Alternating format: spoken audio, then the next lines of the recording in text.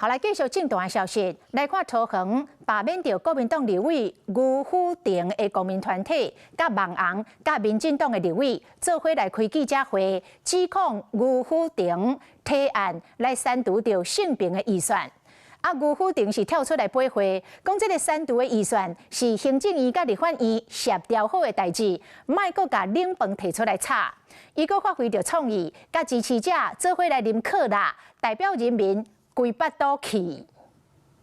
进步是假象，亲中才是真相。甲余富定的相片显开，提出一张一张的法案，拢有伊的签名。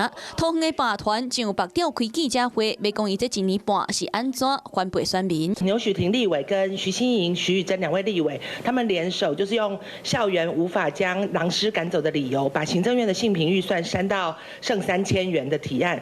就是因为缺乏性平意识，所以才产生这些问题。你又主张把解决问题的钱删光，那是要解决什么问题？另外，国激励空勤总队运动发展、国防安全等议算，伊拢总赞成。罢团即届找来做伙开记者会的，阁有即个有15万追踪的爬山网红杨雪，阁有4万追踪的运动网红 Jeff， 要从罢免的热度互人关注。若针对议算互点名，余富定讲，迄拢已经烫甲臭酸啊。小题大做。然后继续来冷饭热炒，是行政立法两端达成的共识，删除150万，连行政立法两端都达成共识的案子都可以拿来说嘴，那不是很奇怪吗？除了镜头前，将国民党桃园市党部调集干部会议来挺余的，而且一人一罐可乐来还罢免。莫名其妙被卷入这个大罢免，当然大家都一肚子气嘛，不止我一肚子气，支持者也一肚子气嘛，所以干部座谈的时候，大家就来喝一罐汽水，这个生气的部分会过去了啊，但是。